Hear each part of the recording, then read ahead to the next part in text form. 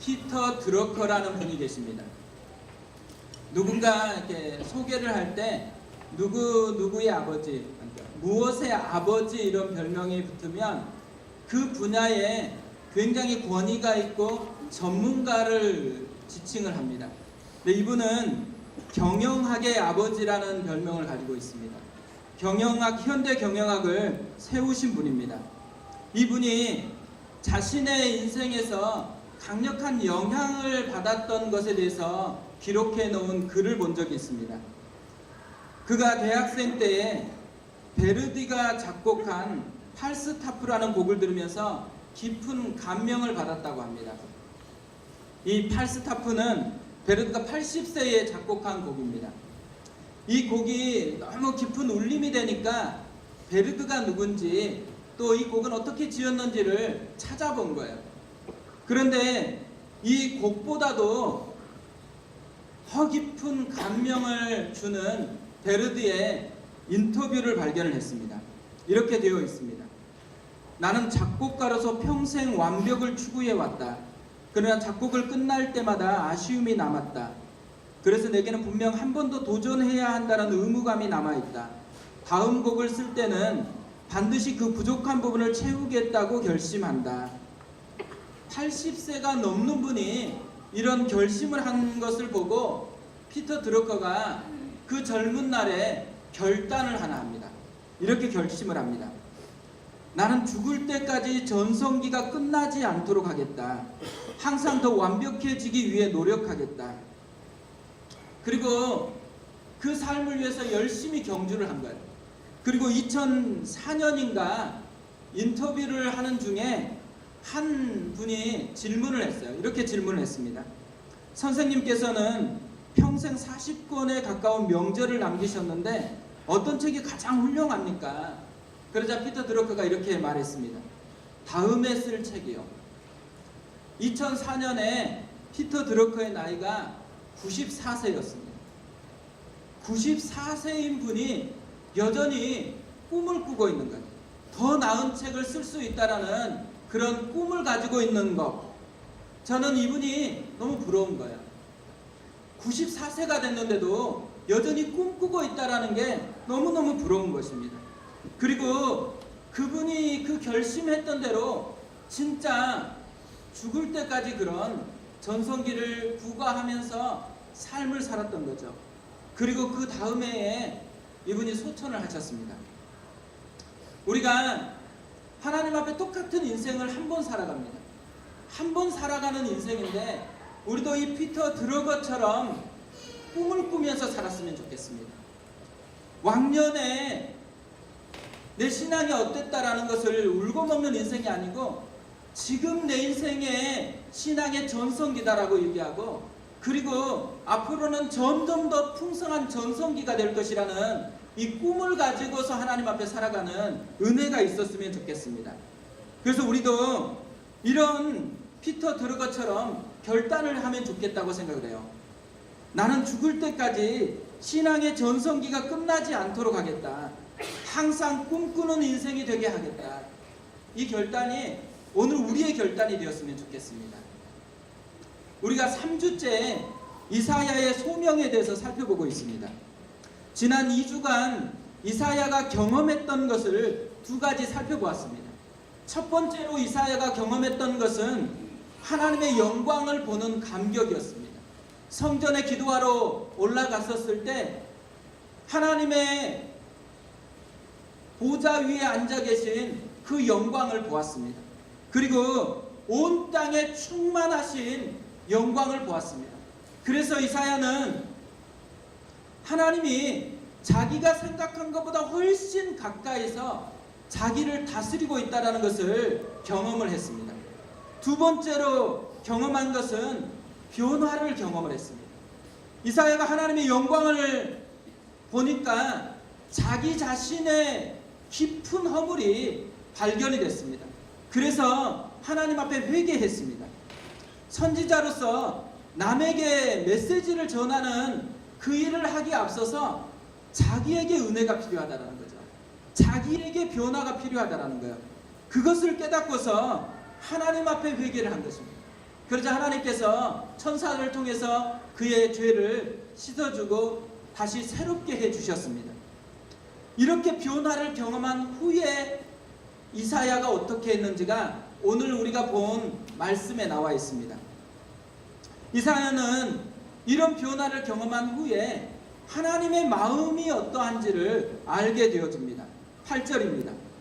내가 또 주의 목소리를 들으니 주께서 이르시되 내가 누구를 보내며 누가 우리를 위하여 갈꼬 하시니 그때 내가 이르되 내가 여기 있나이다 나를 보내소서 하였더니 이사야가 지금 하나님의 목소리를 들었습니다.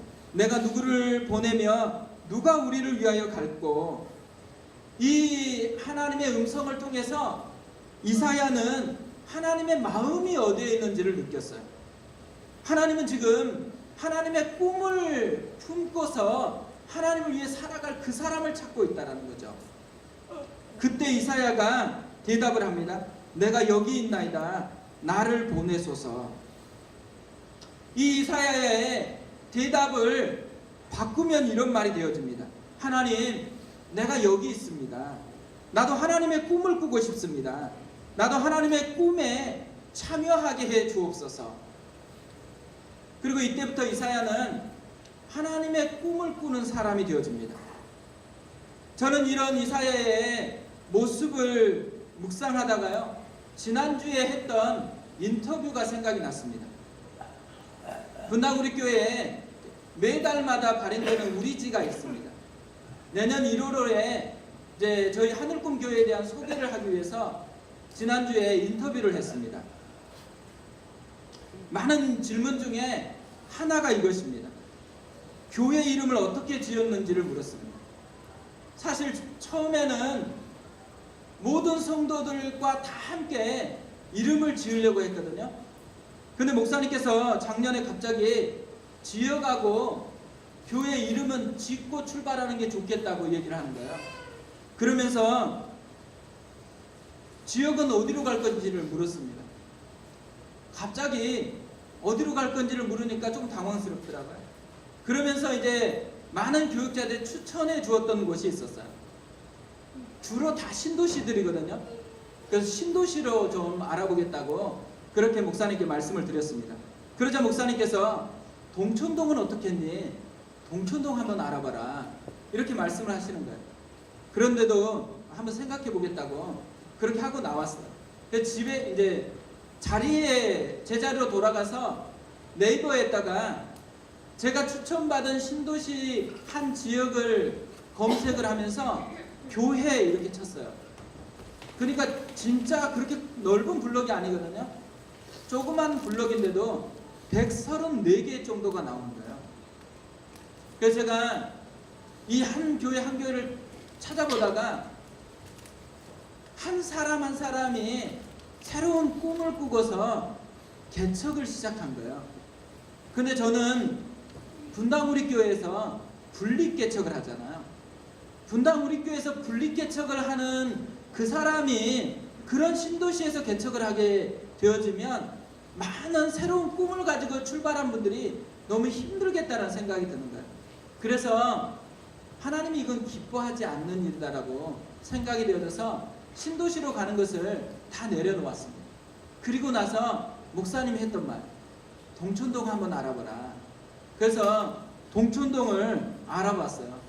근데 교회 공간을 구하는 게 굉장히 어렵더라고요. 그리고 너무 좁아가지고 그런 공간을 구하기가 어려울 것 같아가지고 목사님께는 수지 전체를 대상으로 해서 알아보고 그곳에서 하나님 인도하심을 받겠다라고 얘기를 했습니다. 그리고 난 후에요, 이름을 또 지어야 되잖아요. 갑자기 이름을 지으려고 하니까 또 이제 많은 교육자들이 좋은 이름들을 또 많이 추천해 줬어요. 반면에 되게 웃긴 이름들 엄청 많이 추천을 해줬습니다. 그러면서 제 마음속에 오래도록 품고 있었던 교회 이름이 있었어요.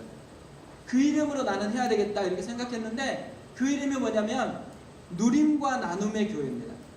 이걸 압축해가지고 누나교회. 괜찮잖아요. 누나교회라고 해야 되겠다 이렇게 생각했거든요. 근데 생각보다 저는 저희 누나가 굉장히 좋았거든요.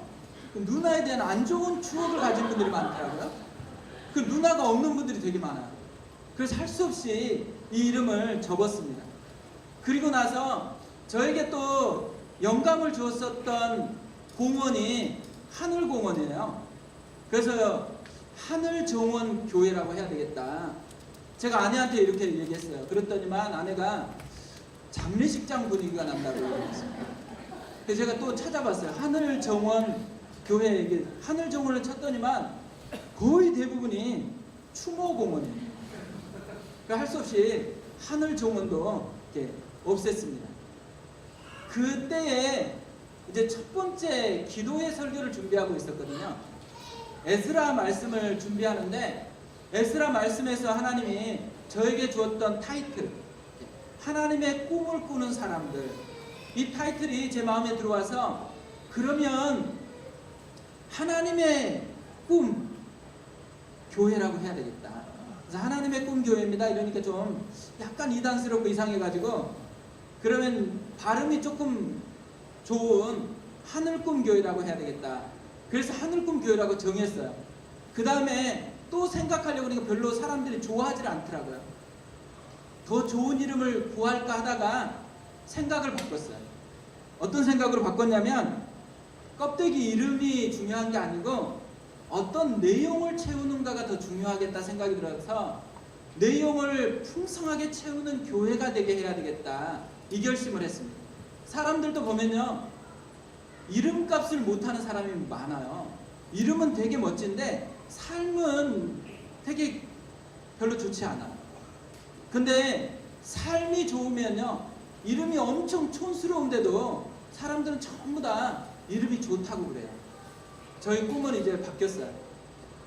이름을 바꾸기 위해서 애쓸 게 아니고 내용을 풍성하게 채워가지고 사람들이 보면 야, 저 교회는 정말 이름을 잘 지었다, 그렇게 생각하는 것으로 바꿨습니다. 그러면서도요, 제 마음은 뛰더라고요. 꿈이라는 단어가 들어가 있잖아요. 특별히 하나님의 꿈을 꾸는 사람들, 그 사람들이 모이는 교회가 될 거라고 생각하니까 마음이 너무너무 좋은 거예요. 그리고 기대가 되는 거예요. 하나님이 어떤 사람들로, 어떤 이야기로 하나님의 꿈을 보여줄까, 이런 기대감이 제 안에 가득하게 차올랐습니다. 그러면서 이 이사야처럼 하나님의 꿈을 한 사람 한 사람이 맛보았으면 좋겠다라는 생각이 들더라고요. 미국의 28대 대통령인 우드로 윌슨이라는 분이 계세요. 이분이 이렇게 얘기했습니다. 우리는 꿈을 통해 성장한다. 어떤 사람들은 그러한 위대한 꿈을 묻어버린다. 우리가 진짜로 다시 꿈을 꿨으면 좋겠어요. 근데 묻어버리는 꿈이 아니고 성장시키는 그런 꿈을 꿨으면 좋겠습니다. 우리를 성장시키는 가장 좋은 꿈이 하나님의 꿈이에요. 하나님의 꿈을 꾸면 우리가 자연적으로 성장을 하게 되어 있습니다. 우리가 오늘은 말씀을 통해서요, 이사야에게 들려주었던 하나님의 꿈 두 가지를 살펴보려고 그래요. 이 두 가지 꿈이 우리의 꿈이 좀 되었으면 좋겠다라는 마음으로 이 말씀을 우리가 살펴보았으면 좋겠습니다. 첫 번째로 이사야에게 들려준 하나님의 꿈은 역설의 사랑입니다. 1963년 8월 28일 마틴 루터 킹 목사님이 워싱턴 DC 링컨 기념관 발코니에서 유명한 연설을 했습니다. 제목이 우리가 다 아는 것처럼 나에게는 꿈이 있습니다. 내용을 살펴보면 일부분은 이런 것입니다. 여러분에게 말씀드릴 것이 있습니다. 나의 벗들이여, 어제와 오늘 우리가 고난과 마주할지라도 나는 꿈이 있습니다. 그 꿈은 아메리칸 드림의 깊이 뿌리 내린 꿈입니다. 나에게는 꿈이 있습니다. 언젠가 이 나라가 모든 인간은 평등하게 태어났다는 것을 자명한 진리로 받아들이고 그 진정한 의미를 신조로 살아가게 되는 날이 솟아오르는 꿈입니다. 나에게는 꿈이 있습니다. 언젠가는 조지아의 붉은 언덕 위에 옛 노예의 후손들과 옛 주인의 후손들이 형제의 식탁에 함께 둘러앉는 날이 오리라는 꿈입니다. 나에게는 꿈이 있습니다. 언젠가는 불의의 열기에 억압의 열기에 신음하는 저 미시시피 주마저도 자유와 평등의 오아시스로 변할 것이라는 꿈입니다. 나에게는 꿈이 있습니다. 내 아이들이 피부색이 아니라 인격에 따라 평가받는 그런 나라에 살게 되는 날이 오리라는 꿈입니다. 오늘 나에게는 꿈이 있습니다. 이 마틴 루터 킹 목사님의 나에게는 꿈이 있습니다. 이 하나하나의 꿈들을 살펴보면요, 이 내용이 다 성경에 깊이 뿌리 내리는 꿈이에요. 다 하나님의 마음에서 울려 퍼진 그런 꿈입니다. 오늘 이사야도 하나님의 꿈을 소개를 받습니다. 9절 10절인데요. 여호와께서 이르시되 가서 이 백성에게 이르기를 너희가 듣기는 들어도 깨닫지 못할 것이요 보기는 보아도 알지 못하리라 하여 이 백성의 마음을 둔하게 하며 그들의 귀가 막히고 그들의 눈이 감기게 하라. 염려하건대 그들이 눈으로 보고 귀로 듣고 마음으로 깨닫고 다시 돌아와 고침을 받을까 하노라 하시기로. 오늘 이 하나님이 소개하는 꿈을 보면 좀 독특해요. 하나님은 가서 말씀을 전하라고 얘기를 해요. 그런데 설교를 하면 할수록 어떻게 된다 그래요? 깨닫지도 못하고 보아도 알지 못할 거라고 얘기합니다. 한술 더 떠서요, 전하니까 오히려 마음이 더 강팍해진다는 거예요. 더 마음이 닫아져서 귀를 막고 눈을 감게 될 것이라고 얘기하면서 전하라고 얘기한 거예요. 왜 이런 결과가 나올 것인데 또 전하라고 얘기했을까요? 이 말을 보면요, 자기 백성이 자기를 떠나 멀리 갔지만 하나님은 돌아오기를 기다리고 있는 거예요. 역설의 사랑.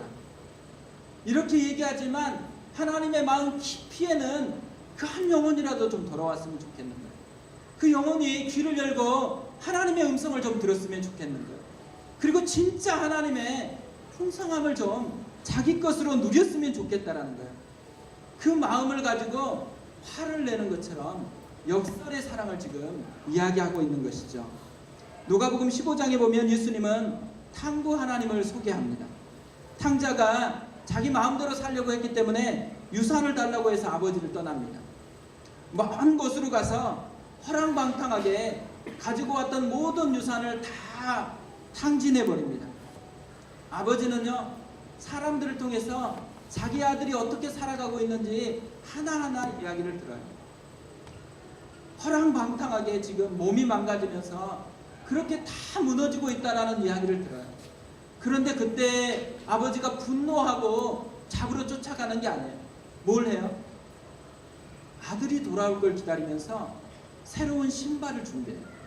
아들이 돌아오면 새롭게 입혀줄 새로운 옷을 준비해 가락지를 끼워요. 그리고 아들이 돌아왔을 때 아들은 보지 못하는데 아직도 상거가 먼데 아버지가 달려가서 그 아들을 안아주고 잔치를 벌여줍니다. 하나님의 꿈, 아들이 돌아오는 꿈, 예수님이 꿈꾸는 하나님 나라의 꿈, 하나님의 백성이 아버지의 품으로 다시 돌아오는 그 꿈을 꾸고 있다는 거죠. 떠나간 아들이 돌아올 준비를 하며 기다리고 있는 아버지. 예수님은 하나님이 탕부 아버지라고 그렇게 소개하고 있는 것이죠. 저는 하나님의 꿈이 위대한 업적을 남기는 데 있다고 생각하지 않아요. 전에 사역하던 교회에서요, 보통 새벽 예배가 마치면 1시간씩은 기도하고 가야지만 되는 게 교육자들의 룰이었어요. 근데 어느 날부터인가 보니까 한 전도사님이 자기 미래를 놓고 엄청 열심히 기도하는 거예요. 근데 그냥 있어도 다 들려요. 하도 목소리를 크게 기도하니까. 처음에는 어느 날부터는 3만 명 성도를 목회하게 해달라고 기도하는 거예요. 근데 이분이 은혜를 받았나 봐요. 조금 며칠 지나니까 5만 명을 보내달라고 기도를 하는 거예요. 근데 진짜 은혜를 받았나 봐요. 10만 명을 목회하게 해달라고 기도를 하는 거예요. 사실 제가 처음 개척을 시작했을 때요, 사람들이 많았으면 좋겠다라는 마음이 있었어요. 근데 생각보다 안 오는 거예요. 그리고 제가 꿈꾸던 것보다 별로 사람들이 없는 거예요. 그러니까 앉아있는 사람들을 보고서 만족이 안 되는 거예요. 그러니까 한 분이 만족이 안 될 때마다 와서 꼭 이야기를 했어요. 목사님, 우리로서는 만족이 안 되세요? 근데 만족이 안 되더라고요. 근데 신기하게도 만족이 안 되는데 그런 얘기를 들으면 불편하잖아요. 약간 사꿈처럼 느껴지잖아요. 그래가지고 내가 왜 만족이 안 될까? 그럼 몇 명 정도 있어야지 만족할까? 1000명 정도 있으면 만족할까? 아니면 10,000명 정도 있으면 만족할까? 아니면 100만 명 정도, 그 정도 모여야지 만족을 할까? 계속 질문을 하다가요, 한 가지를 깨달았어요. 뭘 깨달았냐면, 한 영혼을 사랑하는 것에서 만족을 못 느끼면 아무리 많은 것들이 채워져도 만족을 못 느낀다는 거예요. 사랑은 규모가 아니고요, 한 영혼에 있다는 것을 깨달았어요. 하나님의 꿈도 규모에 있지 않아요. 하나님의 꿈은 사랑하는 것이에요. 어떤 큰 예배당을 지어서 하나님께 영광 돌린다라고 얘기하는 게 하나님의 꿈이 아니에요. 한 영혼이 하나님 앞에 세워져 가는 것이 하나님의 꿈이에요. 수많은 사람들이 모이고 있는 교회라는 것이 거대한 교회가 아니에요. 하나님의 위대한 꿈은 한 영혼이 주님께로 돌아오는 거예요. 내가 품고 있는 그 한 영혼이 하나님 아버지를 만나는 거예요. 이 하나님의 마음을 품은 교회가 위대한 교회인 거예요. 이 하나님의 마음을 품은 성도가 위대한 성도인 거예요. 우리 생각을 해보세요. 우리가 어떤 교회를 볼 때, 저 교회는 진짜 하나님이 기뻐하겠다고 생각하겠어요? 한 영혼을 향한 마음이 있는 교회, 한 영혼이 아버지께로 돌아오는데 마음을 쏟는 그런 성도들이 모인 교회, 그러면 분명히 그런 교회를 바라보면서 저 교회는 정말 하나님이 기뻐하겠다, 이렇게 생각한다는 거죠. 우리가 그런 교회가 됐으면 좋겠습니다. 우리의 심령 속에서도 이 한 영혼을 향한 아버지의 마음 때문에 우리가 하나님의 백성이 됐잖아요. 오늘 이 시간에 우리가 여기 예배드리는 이유가 있다면, 기다려주었던 아버지를 만났기 때문에 그래요. 나를 역설적으로 사랑해 주었던 그분을 만났기 때문에 우리가 예배자로 나와 있는, 그래서 우리가 증인인 거예요. 내 존재가 증인인 거예요. 하나님의 꿈이 내게서 완성되었다라는 것을 보여주는 그런 증인인 거죠. 그런 은혜가 우리 교회를 통해서 더 풍성하게 누려졌으면 좋겠습니다. 두 번째로 이사야에게 들려준 하나님의 꿈은 그루터기의 꿈입니다. 제가 정말 좋아하는 문장이 하나 있습니다. 쓰레기 더미에서도 장미꽃은 핀다. 쓰레기 더미에서도 장미꽃은 핀다. 이사야가 진짜 안타깝게 자기 백성들을 보면서요, 점점 더 타락해 가니까 하나님께 물어요. 11절 12절인데요.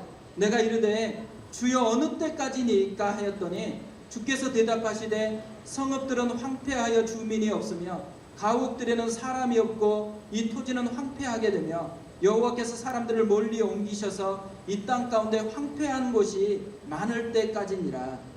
이걸 한마디로 요약하면 쓰레기 더미가 될 때까지다, 이렇게 말씀을 해요. 이 말을 들으면 얼마나 힘들겠어요. 선지자인데 자기 백성에게 메시지를 하고 있는데 쓰레기 더미가 될 때까지는 하나님이 기다릴 것이다 라고 얘기를 하는 것입니다. 그러면서 하나님께서 마지막으로 소망을 주세요. 13절인데요.